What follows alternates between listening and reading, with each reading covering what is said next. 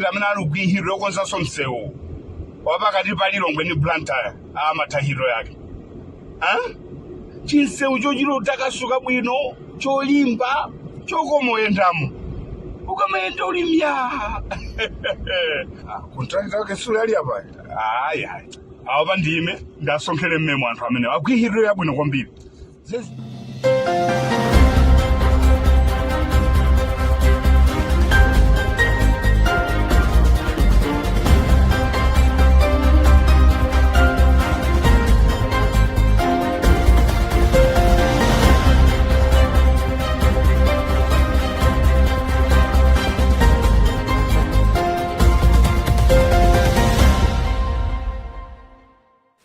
You are watching Luntha television and it's time for news. My name is Helbert Katanda. First, let's have a look at our top stories. Blood examination reviews that Pope Francis is in a stable condition. Government urges calm amid hardships. A Center for Democracy and Economic Development Initiatives moves to launch Power to the People Forum. And in news from elsewhere, fears of regional conflict grow as M23 captures key cities in Eastern Democratic Republic of Congo.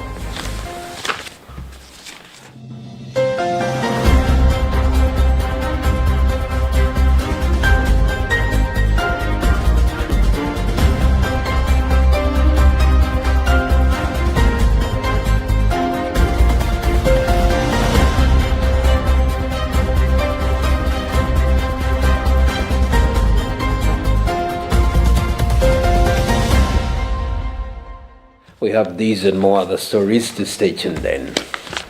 The Holy See Press Office has confirmed that the Catholic Church leader, Pope Francis' clinical condition is in a stable condition as of Thursday, the 20th of February 2025.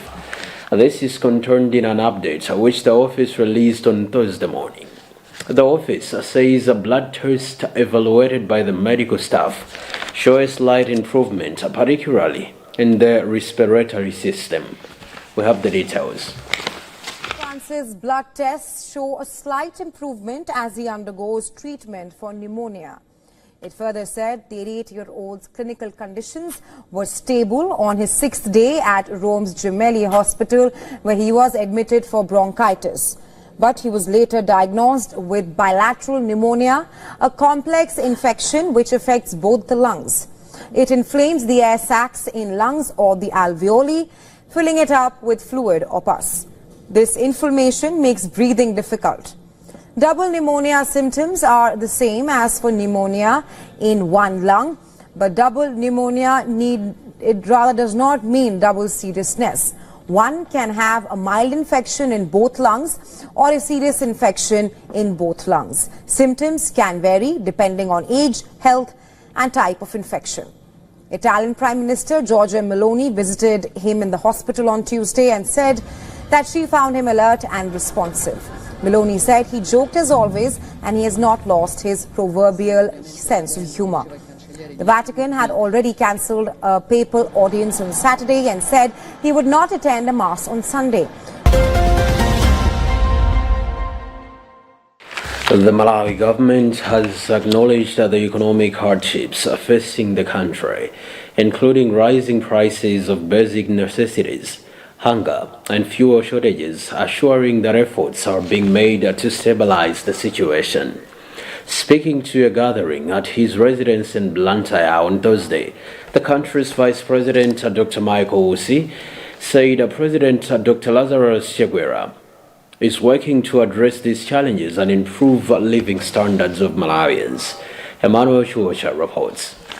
According to Dr. Usi, government has been working to address the economic challenges facing the country, including implementing measures to stabilize the economy and increase food production. Noting that the road to recovery will likely be long and challenging, Usi emphasized the need for unity and collective support among citizens, urging Malawians to put aside their differences in religion, politics, and culture and instead focus on developing the nation together. He went on to encourage citizens to share the little they have with those in need, emphasizing that it is the times of hardship the true spirit of unity and compassion is revealed. The Vice President remarks comes at a time when many Malawians are struggling to cope with the rising cost of a living. Prices of basic necessities like sugar, cooking oil, and fuel have skyrocketed, leaving many families vulnerable. For Luntha News, this is Emmanuel Chiwocha.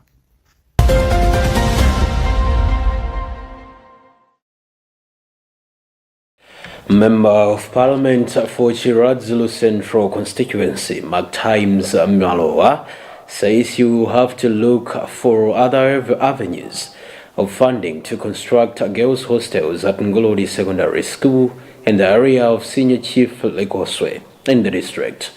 Malowa made the sentiments in the August House on Thursday after his proposal to the Ministry of Education on the cause was put on hold. The legislator has since decried the tendency of delay and record tactics in developmental activities by government. Rashida Matandiga reports.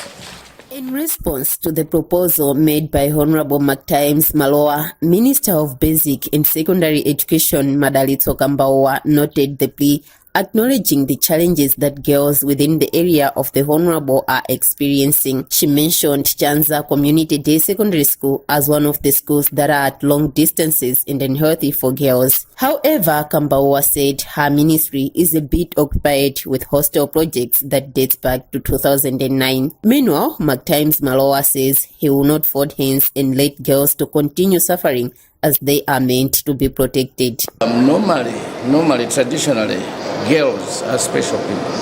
They are supposed to be looked after very if they are to proceed with their education. You know, a lot of girls are dropping out.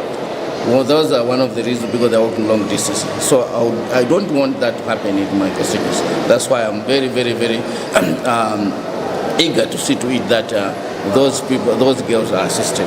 Thursday was hard for Honorable Malowa, whose request to have a youth resource center constructed in the area of Senior Chief Lekoswe was also turned down as he was referred back to ask the district council to support such a project. He has also promised to find other means of bringing the project to life through constituency development funds and other available funds. Rashida Matantika, Luntha TV, Lilongwe. The Center for Democracy and Economic Development Initiatives has disclosed its plans to launch a Power to People forum to give citizens a voice and reporting government officials involved in illegal business activities amid forex scarcity. According to Sylvester Namira, seated executive director, some government officials are mismanaging the country's limited forex reserves, with some cabinet ministers and banks falling victim to black market forex trading.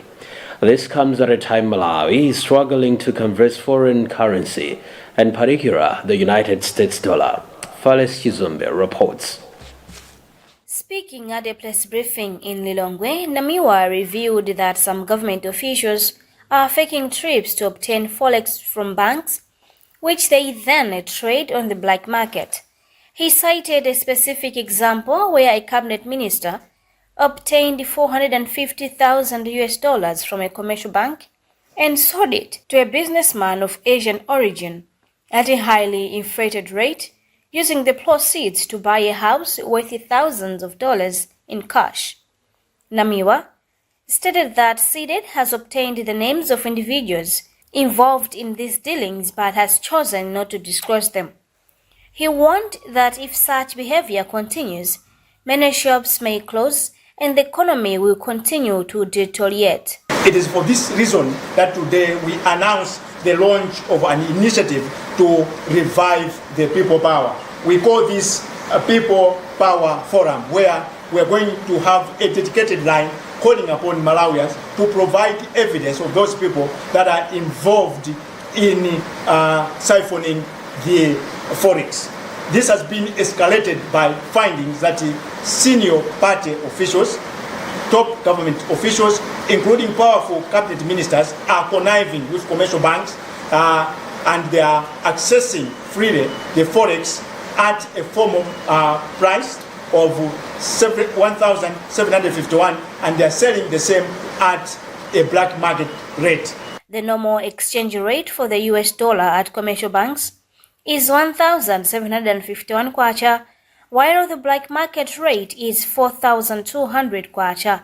For Luntha News, I am Fales Chizombe.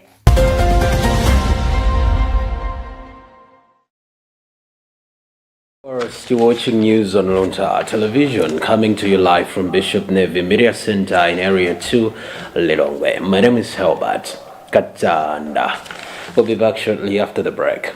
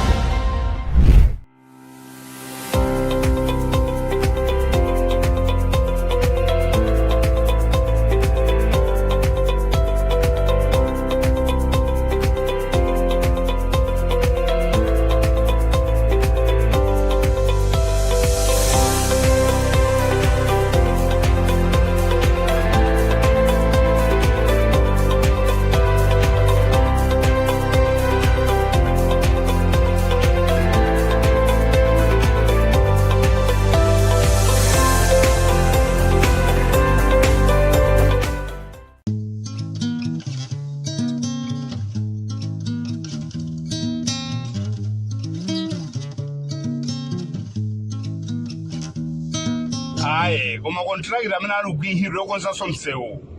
Wapakati pa Lilongwe ni Luntha amatahiro yake. Chinsewu chochiro takasuka bwino, cholimba, chokomoyendamo. Ukamayenda ulimya. Contract yake sura ali apa. Aye. Aba ndime ndasonkhele mmemo anthu amene akugwihiro yabwino kwambiri. Zezi ndezofunika izi. Aye.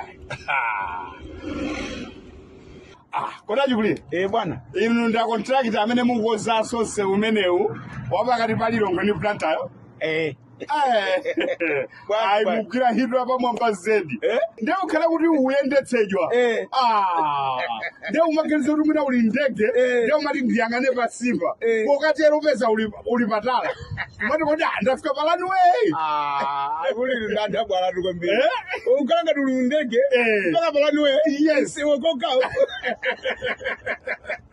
Osaliza uchita nzatu awatolera ndalama matockets. Awamatacha ni Roads Fund Administration. Angotolera ndalama koma ntchito ya ndalama zisizooneka.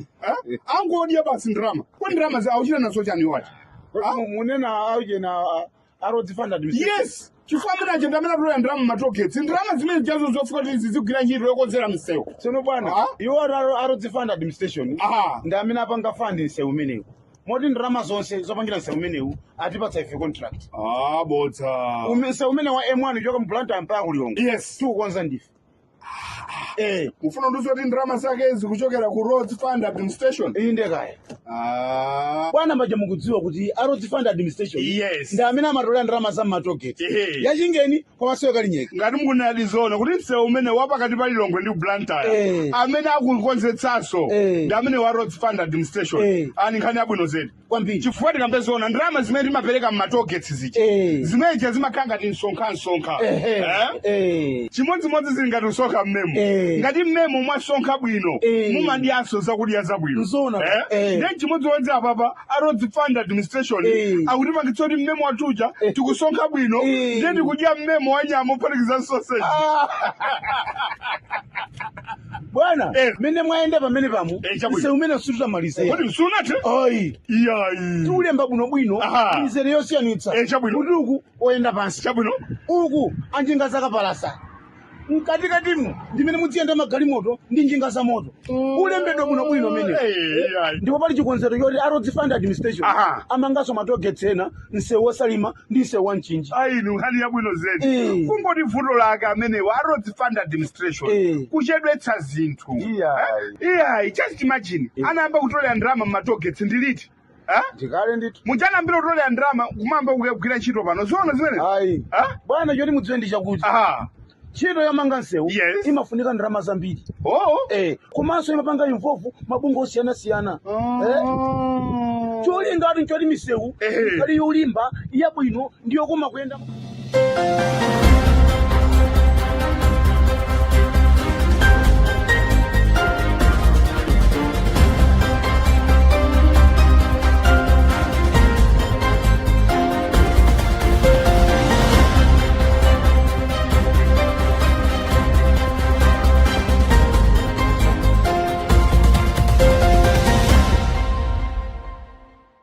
Welcome back. Now let's have a look at our top stories once more before we proceed. Blood examination reviews that Pope Francis is in a stable condition. Government urges calm amid hardships. Center for Democracy and Economic Development Initiatives moves to launch power to the people. And in news from elsewhere, fears of regional conflict grow as M23 captures key cities in Eastern Democratic Republic of Congo.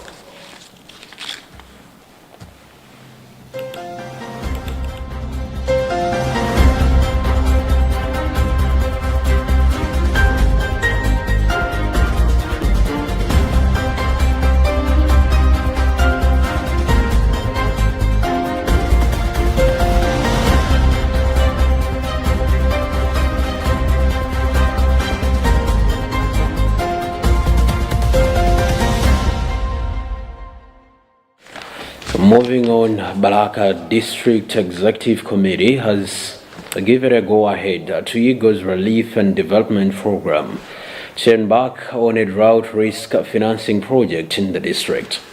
Presenting the project to the DEC meeting on Wednesday, Monitoring and Evaluation and Learning Coordinator at Eagle's Evelyn Mkandawire said the project aims at responding to the drought that has hit Balaka district during this year's growing season. She said in the project, farmers that have been highly affected will be provided with farm inputs. Jean Galande Bernard, reading a report written by Handra Nandolo. Balaka district is one of the districts that are rain shadow areas. Every year, the district experiences droughts that lead to low yields in many households. Mkandawire said the coming of the Drought Risk Financing Project, a 5-year pilot project with support from T-Fund, is targeting about 1,200 households in sub-traditional authorities Chimatilo and Matola. So basically, the project that we've presented here at Balaka DEC is about the drought risk financing project, where we would like to respond to the drought which has hit Balaka this year by distributing farm inputs to farmers that have been highly affected. This project is funded by TFund, and it's a pilot project that will run for 5 years. And the seeds that we are giving are recyclable.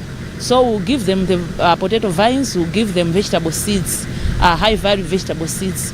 They will be able to use them even in the next 5 years, the same seeds that we'll give them this year. In his remarks, Blasio Mpepo, who is Balaka District Crop Production Officer, said the Agricultural Office is ready to work with Eagle's Relief and Development Program to make sure people in the district have food security. He added that his will give full support throughout the cycle since the project is addressing the challenges that Balaka is facing, like dry spells. Eagle's Relief has been consulting the Minister of Agriculture such that the data that they used to develop the project was originated from the District Agriculture Office. So we are giving the project full support throughout this cycle because it's addressing the current problems that we are facing as a district. Currently, we have been faced by the usual dry spells. So we are happy that the Eagle's Relief is addressing our imminent problem in as far as agricultural production is concerned this season in Balaka district. On the same meeting, Director of Planning and Development, Chris Nawata, commended CAD for presenting the one-year progress report of their project, saying reports are paramount to keep checks and balances if we are progressing. ECO's Relief and Development will use about 139 million kwacha implementing the Balaka Drought Risk Financing Project.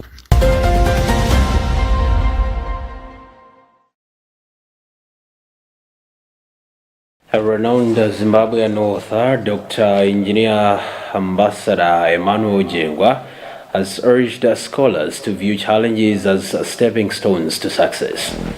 Addressing an audience in Lilongwe on Wednesday, Dr. Jengwa highlighted the significance of resilience in academia, regardless of one's background.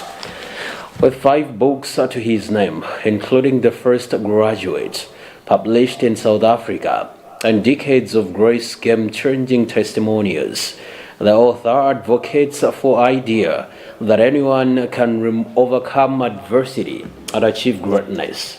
He explains more. Writing, I started off like as a young boy in high school when we were writing stories from reports at sports day, and would stick them on the school boards for others to get a synopsis of what transpired in their absent, culminating to my years in between careers where I used to write to professional journals. Then in university, of course, I then write industrial, appreciated journals, which then are adopted for use in industry. For example, I also wrote a thesis which was on the strategy of adopting operational excellence as a model for growth in VUCA environments. By VUCA environments, we are speaking to the volatility, uncertainties, the complexities, and as well as ambiguities of our business environments.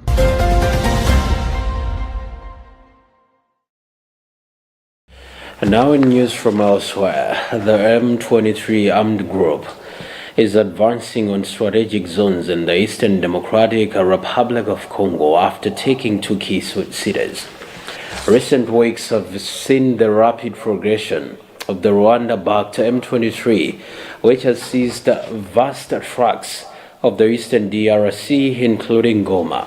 The United Nations says while the deep intentions of the M23 and their support remain unknown, the risk of a regional conflagration is more real than ever. We have a SABIC news report. The UN reports that the rapid and uninterrupted expansion of the conflict, particularly in South Kivu, continues to inflict a heavy toll on the civilian population. The M23, supported by the Rwandan army, has continued to make progress in the provinces of North Kivu and South Kivu. This advance has had devastating consequences, leading to the loss of many human lives during the taking of Goma. In 2 weeks, the Congo River Alliance, of which the M23 is one of the main components, has established a parallel administration in Goma with the designation of a governor and a mayor. In South Kivu, the M23 has taken control of Kavumu Airport and Bukavu, the provincial capital, on the 16th of February. The M23 has since then continued its advance and yesterday seized the town of Kamanyola, which is at the intersection of the 3 borders between the Democratic Republic of the Congo, Rwanda, and Burundi. 3 key priorities towards arresting the situation: de-escalation via an immediate cessation of hostilities and compliance with international law by all the parties, the resumption of dialogue towards a political solution and not a military one, drawing on the provisions of the Luanda and Nairobi processes, and a holistic regional approach to address the root causes of the conflict. With that item, we've come to the conclusion of our news bulletin. But before we go, a reminder of our top stories. Blood examination reviews that Pope Francis is in a stable condition.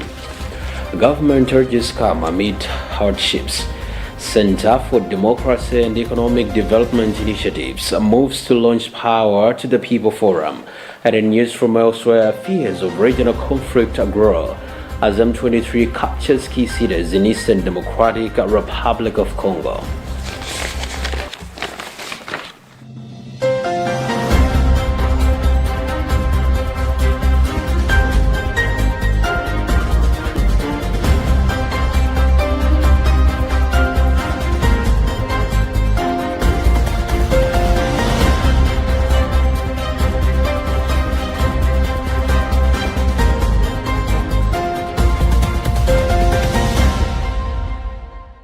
My name is Herbert, and thanks for watching, and it's goodbye for now.